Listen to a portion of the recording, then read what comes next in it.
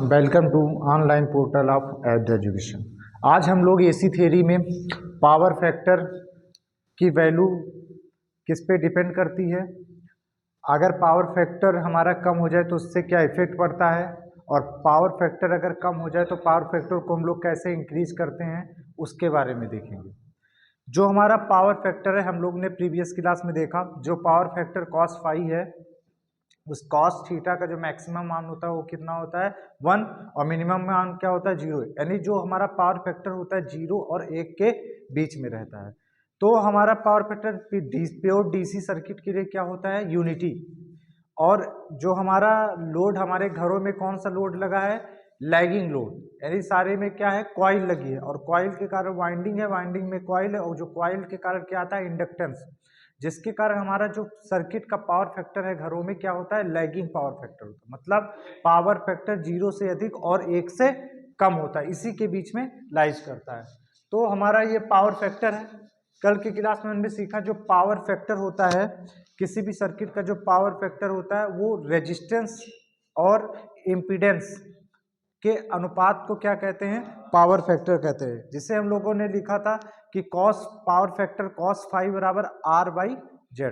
फिर हमने एक दूसरी डिफिनेशन बताई कि वोल्टेज और करंट के बीच में बनने वाले एंगल फाई को अगर हम cos के साथ लिखेंगे तो वही हमारा क्या कहलाता है, पावर फैक्टर कहलाता है। तो पावर फैक्टर बराबर वहां से हमने लिख दिया cos फाई, जहां फाई क्या होता है phase difference angle between V and I. उसके बाद में हम लोगों ने तीसरी डिफिनेशन पावर फैक्टर की दी कि किसी भी एसी सर्किट में किलोवाट यानी उसकी कुल एक्टिव पावर और अपरेंट पावर केवीए के अनुपात को भी क्या कहते हैं, पावर फैक्टर। तो पावर फैक्टर हम लोगों ने लिखा था पावर फैक्टर cos फाई बराबर एक्टिव पावर बटे अपरेंट पावर, जिसे आप लोग कहते हैं वास्तविक शक्ति बटे आभासी शक्ति। इसे कहते हैं cos फाई बराबर किलोवाट बटे केवी। ये है हमारा पावर फैक्टर। पावर फैक्टर का मान यानी value of power factor, power factor का मान कहाँ किसके किस राशियों के बीच में होता है। जैसे हमारा पावर फैक्टर का अधिकतम मान 1 होता है और मिनिमम मान कितना होता है पावर फैक्टर का 0। क्यों? क्योंकि cos थीटा का मिनिमम मान 0 और मैक्सिमम मान 1 होता है। अब इसी के बीच में हमारा पावर फैक्टर हो सकता है 0.2 हो सकता है, 0.8 हो सकता है, 0.6 हो सकता है, या 0.866 हो सकता है। तो इसी के बीच में, बट मैक्सिमम वैल्यू cos की 1 और मिनिमम वैल्यू 0 हो सकती है। पावर फैक्टर की कोई भी यूनिट नहीं होती, जितने भी फैक्टर जिसमें लगा होता है इसका कोई भी मात्रक नहीं होता, क्योंकि ये दो पावर का अनुपात होता है, दो रेजिस्टेंस का अनुपात होता है, इसीलिए इसकी यूनिट लेस क्वांटिटी होती है, जिसका मात्रक नहीं होता है। इंडक्टर युक्त जो हमारा सर्किट होता है, अर्थात जैसे मोटर में हम लोग क्या करते हैं कॉइल वाइंडिंग करते हैं, उन्हीं को कॉइल कहते हैं, जो क्या होती है इंडक्टर बनाती है। तो इंडक्टर युक्त परिपथ अर्थात मोटर, ट्यूबलाइट में आप लोग क्या लगाते हैं चोक में भी क्या होता है इंडक्टर होता है। एंड फैन ईटीसी सर्किट का जो पावर फैक्टर होता है क्या होता है 1 से कम होता है। पावर फैक्टर का मान निम्न प्रकार से होता है, जैसे हमारे किसी भी सर्किट का पावर फैक्टर अगर यूनिटी है, इकाई शक्ति को, यूनिटी पावर फैक्टर मतलब इकाई शक्ति की, यानी यूनिटी पावर फैक्टर परिपथ में कब होगा, जब किसी भी परिपथ का इंडक्टिव रिएक्टेंस XL तथा कैपेसिटिव रिएक्टेंस XC दोनों का मान क्या हो जाए, आपस में बराबर हो जाए, और वोल्टेज तथा करंट क्या हो सेम फेज में हो, तो वो क्या कहलाता है यूनिटी पावर फैक्टर। जिसके कारण फेज एंगल क्या होगा, सेम फेज में होने के कारण फाई बराबर 0 होगा, और cos 0 की वैल्यू 1। पावर फैक्टर क्या हो गया यूनिटी या इकाई शक्ति। दूसरा है हमारा leading power factor. Leading power factor किसी भी एसी परिपथ में लीडिंग पावर फैक्टर तब होगा जब परिपथ में कैपेसिटिव रिएक्टेंस XC का मान बड़ा होगा इंडक्टिव रिएक्टेंस ऑफ XL से। उस समय हमारी जो करंट होती है वो लीड करती है वोल्टेज से।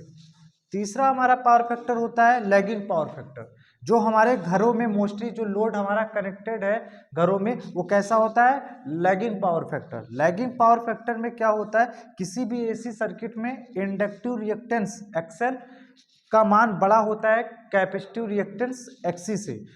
और वोल्टेज लीड करता है करंट से, यानी करंट पीछे वोल्टेज आगे, तो उस ऐसे सर्किट का जो पावर फैक्टर होता है क्या कहलाता है, लीडिंग पावर फैक्टर कहलाता है। उसके बाद में effect of low power factor, मतलब पावर फैक्टर के कम होने के कारण, तो किसी भी मशीन में पावर फैक्टर के कम होने का निम्न कारण हो सकता है। हम लोग जानते हैं कि पावर बराबर होता है voltage into current into cos phi, power factor बराबर ये किस में होता है, पावर हमारे घरों में किलोवाट में होती है। यहाँ से कॉस फाई निकालेंगे तो कॉस फाई बराबर हो जाएगा P बटे B इंटू आई। हम जानते हैं किसी भी मशीन में पावर क्या होती है, कांस्टेंट होती है। जैसे कोई मशीन है तो कितने kilowatt, 1 kilowatt 2 kilowatt, power fix.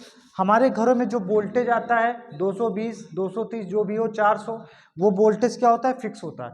इसलिए हमारा जो पावर फैक्टर होता है वो इनवर्सली प्रोपोर्शनल 1/I, यानी P कांस्टेंट हो गया आपका, B आपका क्या हो गया, फिक्स हो गया। वेरी कौन करेगा, करंट, तो इसलिए cos phi inversely proportional 1/I।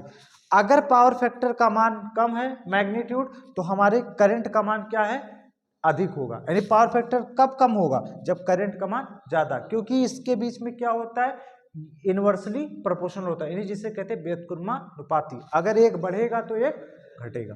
Current का मान बढ़ गया, पावर फैक्टर कम, करंट का मान ज्यादा, परिपथ का कुछ ना कुछ क्या होता है, इंटरनल रेजिस्टेंस R होता है, जिसके कारण मशीन में I²R लॉसेस क्या हो जाएंगी, करंट के बढ़ने से बढ़ जाएगी। यहाँ करंट है और इसका स्क्वायर इंटू रेजिस्टेंस के कारण लॉस भी क्या हो जाएगी, बढ़ जाएगी। मान लो करंट 10 एम्पियर है, उसका स्क्वायर 100, तो करंट के कारण क्या हो गया, हमारी लॉस क्या हो जाएगी, बढ़ जाएगी। और किसी भी मशीन में अगर लॉस बढ़ जाती है तो उस मशीन की इफिशियंसी क्या हो जाएगी, कम हो जाएगी।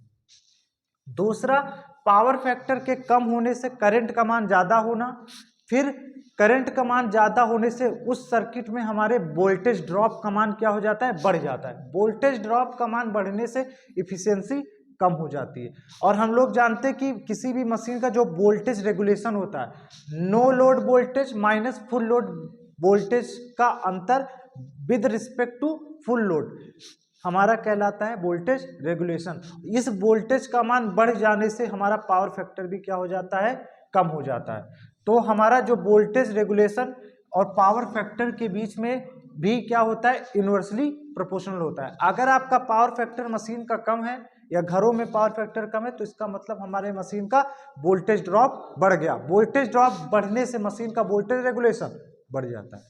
यानी करंट में भी इनवर्सली प्रोपोर्शनल होता है पावर फैक्टर, और वोल्टेज रेगुलेशन के भी इनवर्सली प्रोपोर्शनल होता है। वोल्टेज रेगुलेशन कैसे बढ़ा, हमारे घरों में करंट के बढ़ने से वोल्टेज ड्रॉप बढ़ गया, और वोल्टेज ड्रॉप बढ़ने से वोल्टेज रेगुलेशन बढ़ गया, जिसके कारण सर्किट का नेट पावर फैक्टर डिक्रीज हो गया।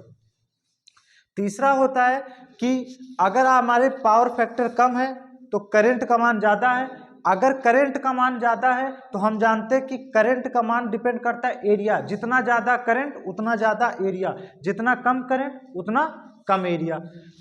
जैसे हम लोग नॉर्मल हमारे घरों में जो वायरिंग होती है, नॉर्मल वायर्स होती है 1 mm 1.5 mm, बट जो पावर वायरिंग होती है वो 2.5 mm 5 mm स्क्वायर कॉपर से की जाती है। तो यहाँ पर हमारा अगर करंट बढ़ गया तो उससे क्या होगा, उसका area, cross sectional area wire का बढ़ जाएगा, और अगर वायर का एरिया बढ़ गया तो जो वेट ऑफ कॉपर होता है वो भी क्या हो जाएगा, बढ़ जाएगा। मान लो घर में हमें वायरिंग कराना था जिसमें मान के चलो कि 500 ग्राम कॉपर लगना था, एरिया बढ़ गया, एरिया अगर अधिक रिकॉर्ड है तो कॉपर की डिमांड बढ़ जाएगी। अभी 500 लग रहा तो 1 किलो कॉपर, अब 1 किलो कॉपर का जो रेट होगा 500 ग्राम कॉपर की तुलना में हाई होगा, और जिसके कारण जब एरिया बढ़ा तो वेट अधिक हो गया, और वेट के कारण हमारा जो पैसा होता है कॉस्ट वो भी क्या हो जाएगी, बढ़ जाएगी। यानी पावर फैक्टर के कम होने से हमारी कॉस्ट भी क्या हो जाएगी, बढ़ जाएगी। चौथा हमारा है कॉस फाई अगर कम रहेगा तो हमारी मशीन की जो रेटिंग होगी वो भी क्या हो जाएगी, कम हो जाएगी। अगर आप सिंगल फेज के 3 ट्रांसफार्मर को जोड़कर एक 3 फेज ट्रांसफार्मर बनाएंगे और मार्केट से एक 3 फेज का सिंगल यूनिट ट्रांसफार्मर लाएंगे, तो जो पावर रेटिंग हमको 3 फेज सिंगल यूनिट ट्रांसफार्मर से मिलेगी, वो हमारे जो 3 ट्रांसफार्मर सिंगल फेज से जोड़ने से उसकी तुलना में कम मिलेगी। यानी जो सिंगल यूनिट 3 फेज ट्रांसफार्मर की पावर रेटिंग है वो ज़्यादा होगी इन कंपेरेटिवली सिंगल यूनिट के 3 ट्रांसफार्मर जोड़ने पर। आप 3 फेज का एक मोटर जो लाएंगे उसको डायरेक्ट अगर जोड़ते हैं वो ज़्यादा बेनिफिट है, और जबकि सिंगल फेज के 3 मोटर को चलाएंगे वो हमारा नुकसान है। इसलिए हमारी रेटिंग क्या हो जाती है, कम होती है सिंगल पावर फैक्टर के कम होने, जिससे मशीन की कॉस्ट भी क्या हो जाएगी, बढ़ जाएगी। फिर पावर फैक्टर के कम होने से हमारे जो ट्रांसमिशन लाइन होती है, जिससे हम लोग क्या करते हैं, बिजली का ट्रांसमिशन करते हैं, और ट्रांसफार्मर दोनों क्या हो जाएंगे, ओवरलोड हो जाएंगे। उसके बाद में अब हम लोग सीखेंगे कि method of increasing the value of power factor, मतलब पावर फैक्टर को हम बढ़ाने की कौन कौन सी विधियां हैं। पावर फैक्टर को बढ़ाने की निम्न विधियां हैं। पहली विधि क्या होती है कि अगर आप लोड के समांतर क्रम में एक कैपेसिटर को कनेक्ट कर देंगे तो पावर फैक्टर के मान को क्या कर सकते हैं, बढ़ाया जा सकता है, और पावर फैक्टर बढ़ जाएगा तो हमारे ये चीज क्या होंगे, ये लॉसेस कम हो जाएंगे। तो पावर फैक्टर को कैसे बढ़ाएंगे, लोड के समांतर क्रम में एक कैपेसिटर को जोड़ दिया जाता है जिससे पावर फैक्टर का मान बढ़ जाता है। कैपेसिटर के जोड़ने से कैपेसिटर में जो फ्लो होने वाली लीडिंग करंट होती है वो इंडक्टर में फ्लो होने वाली लैगिंग करंट को क्या कर देती है, न्यूट्रलाइज, यानी उसको कम कर देती है, जिसके कारण हमारा जो पावर फैक्टर वो क्या हो जाता है, मशीन का बढ़ जाता है। दूसरा क्या होता है कि यदि आप लोड के पैरेलल में ओवर एक्साइटेड सिंक्रोनस मोटर को कनेक्ट कर देंगे तब भी पावर फैक्टर को बढ़ जाएगा। तो यानी ओवर एक्साइटेड सिंक्रोनस मोटर को आप लोड के समांतर क्रम में जोड़ने पर पावर फैक्टर बढ़ जाएगा। इस विधि में भी हमारी जो लीडिंग करंट होती है वो क्या करेगी, इंडक्टर के लैगिंग करंट को न्यूट्रलाइज कर देगी, जिससे हमारा मशीन का जो पावर फैक्टर है वो क्या हो जाएगा, बढ़ जाएगा। पावर फैक्टर बढ़ने के से या जो विधि होती है, हमारा जो मशीन में लॉसेस है वो क्या हो जाएंगी, कम हो जाएंगी।